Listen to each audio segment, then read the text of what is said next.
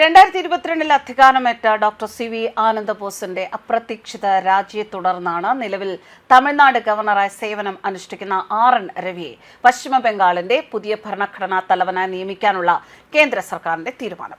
കേന്ദ്ര ആഭ്യന്തരമന്ത്രി അമിത്ഷായാണ് തീരുമാനം അറിയിച്ചത് എന്ന് മുഖ്യമന്ത്രി മമതാ ബാനർജി സ്ഥിരീകരിച്ചിരുന്നു. ഗവർണറെ നിയമിക്കുന്നതിന് മുൻപ് സംസ്ഥാന സർക്കാരുമായി കൂടി ആലോചിക്കണം എന്ന കീഴ്വഴക്കം ഈ കേസിൽ പാലിച്ചിട്ടില്ല എന്നാണ് ബാനർജിയുടെ പരാതി. എന്തായാലും പശ്ചിമ ബംഗാളും തമിഴ്നാടും 2026 നടക്കാനിരിക്കുന്ന നിയമസഭാ തെരഞ്ഞെടുപ്പിന്റെ സമയത്ത് തന്നെയാണ് ഈ മാറ്റം. ആരാണ് രവീന്ദ്ര നാരായൺ രവി എന്ന RN Ravi? 1976 batch Indian police service ഉദ്യോഗസ്ഥനായ രവീന്ദ്ര നാരായൺ രവി ഇന്ത്യയുടെ സുരക്ഷാ രഹസ്യാന്വേഷണ വിഭാഗത്തിൽ ദീർഘകാലം സേവനം അനുഷ്ഠിച്ചിട്ടുണ്ട്.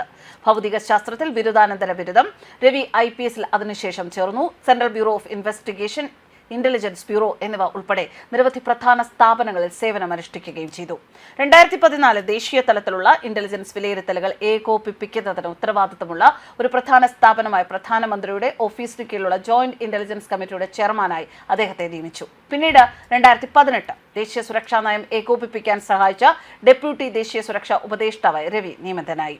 സജീവ സേവനത്തിൽ നിന്ന് വിരമിച്ചതിനെ തുടർന്ന് രവിയെ നാഗാലാൻഡ് ഗവർണറായി നിയമിക്കുകയും മേഘാലയ ഗവർണറുടെ അധിക ചുമതല നൽകുകയും ചെയ്തു. 2021 മുഖ്യമന്ത്രി MK സ്റ്റാലിന്റെ നേതൃത്വത്തിലുള്ള ഭരണകക്ഷിയായ ദ്രാവിഡ മുന്നേറ്റ കഴകം സർക്കാരുമായുള്ള നിരവധി അഭിപ്രായ വ്യത്യാസങ്ങൾ കാരണം അദ്ദേഹത്തിന്റെ കാലാവധി തമിഴ്നാട് ഗവർണറായി.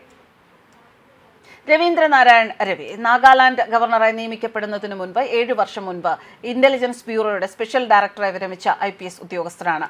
പട്നയിൽ ജനിച്ച കേരള കേഡർ IPS ഓഫീസറായ അദ്ദേഹം കുറച്ചുകാലം പത്രപ്രവർത്തനത്തിലേക്ക് കടന്നു വന്നതിന് ശേഷം 1976 ഭൗതിക ശാസ്ത്രത്തിൽ ബിരുദാനന്തര ബിരുദം പൂർത്തിയാക്കിയതിനു ശേഷം അഡ്മിനിസ്ട്രേറ്റീവ് സർവീസിൽ ചേർന്നു. IBയിലായിരുന്നപ്പോൾ സർക്കാർ സർക്കിളുകളിലെ മിക്കവരും പറയുമായിരുന്നു രവിക്ക് വടക്ക് കിഴക്കൻ മേഖല നന്നായി അറിയാം എന്ന്.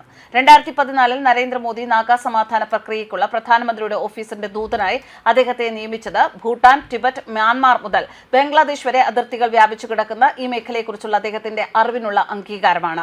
5 വർഷത്തിന് ശേഷം രവി നാഗാലാൻഡ് ഗവർണറായി നിയമിതനായി. ഇത് രാജ്യത്ത് സമാധാന സംഭാഷകനായി ഇരട്ടി സേവനം അനുഷ്ഠിക്കുന്ന ആദ്യത്തെ സംസ്ഥാനത്തിന്റെ ഭരണഘടനാ തലവൻ എന്ന അപൂർവ ബഹുമതി അദ്ദേഹത്തിന് സമ്മാനിച്ചു. 1 വർഷത്തിനുള്ളിൽ നാഷണൽ സോഷ്യലിസ്റ്റ് കൗൺസിൽ ഓഫ് നാഗാലിമിനെ ആദ്യ പ്രാഥമിക കരാറിൽ ഒപ്പിടാൻ അദ്ദേഹം ബോധ്യപ്പെടുത്തി. 1997 മുതൽ ഇന്ത്യക്കകത്തും പുറത്തും കേന്ദ്രവും നാഗാ സംഘടനയും തമ്മിൽ നടന്ന 80-ലധികം റൗണ്ട് സമാധാന ചർച്ചകളുടെ പരിസമാപ്തിയായാണ് ഇത് കണക്കാക്കപ്പെടുന്നത്. ഇന്ത്യയോട് ശത്രുത പുലർത്തുന്ന വിമത ഗ്രൂപ്പുകളെ ചർച്ചയുടെ മേശയിലേക്ക് കൊണ്ടുവന്നതിന്റെ ക്രെഡിറ്റും അദ്ദേഹത്തിന് അവകാശപ്പെട്ടതാണ്. നാഗന്മാർക്ക് പ്രത്യേക പതാകയും ഭരണഘടനയും വേണം എന്ന NSCN യുടെ ആവശ്യമായിരുന്നു അദ്ദേഹത്തിനും വിജയത്തിനും ഇടയിൽ നിന്നത്.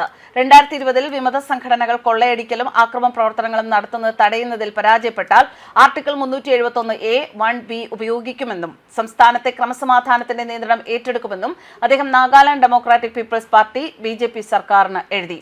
സമാന്തര സർക്കാർ നടത്തുന്ന സായുധ സംഘങ്ങളുടെ സാന്നിധ്യവും വ്യാപകമായി കൊള്ളയടിക്കലും രവി തന്റെ കത്തിൽ മുഖ്യമന്ത്രി നെയ്ഫി റിയോയുടെ ശ്രദ്ധയിലുംപ്പെടുത്തി. ഗവർണറായി നിയമിക്കപ്പെടുന്നതിന് മുൻപ് രവി പ്രധാനമന്ത്രിയുടെ ഓഫീസിലെ ജോയിന്റ് ഇന്റലിജൻസ് കമ്മിറ്റിയുടെ ചെയർമാനായിരുന്നു. 2018 ഡെപ്യൂട്ടി നാഷണൽ സെക്യൂരിറ്റി ഉപദേഷ്ടാവായും അദ്ദേഹം സേവനമനുഷ്ഠിച്ചു. ഗവർണർമാർ വലിയ തോതിൽ ഭരണഘടനാപരമായ പങ്ക് വഹിക്കുന്നുണ്ട് എങ്കിലും സർക്കാർ രൂപീകരണം, നിയമനിർമ്മാണ തർക്കങ്ങൾ അല്ലെങ്കിൽ ഭരണഘടനാ പ്രതിസന്ധികൾ പോലുള്ള രാഷ്ട്രീയമായി സെൻസിറ്റീവ് സാഹചര്യങ്ങളിൽ അവർ പലപ്പോഴും പ്രധാന വ്യക്തികളാണ്. പശ്ചിമ ബംഗാളിൽ RN രവി അധികാരമേൽക്കാൻ പോകുന്നതോടെ സംസ്ഥാന സർക്കാരും രാജ്ഭവനും തമ്മിലുള്ള ബന്ധം വരും മാസങ്ങളിൽ സൂക്ഷ്മമായി നിരീക്ഷിക്കപ്പെടും. അടുത്ത തെരഞ്ഞെടുപ്പ് ചക്രത്തിലേക്ക് നീങ്ങുമ്പോൾ നേതൃമാറ്റം സംസ്ഥാനത്തെ ഭരണപരവും രാഷ്ട്രീയവുമായ ചലനാത്മകതയെ സ്വാധീനിക്കുമെന്ന് രാഷ്ട്രീയ വിശകലന വിദഗ്ധർ വിശ്വസിക്കുന്നു. അതേസമയം CV ആനന്ദബോസിന്റെ രാജിക്ക് പിന്നിലെ സാഹചര്യങ്ങളെക്കുറിച്ചും പുനഃസംഘടനയ്ക്ക് പിന്നിലെ വിശാലമായ യുക്തിയെക്കുറിച്ചും ചോദ്യങ്ങൾ അവശേഷിക്കുന്നുണ്ട്. ന്യൂസ് ഡെസ്ക് കർമ്മ ന്യൂസ്.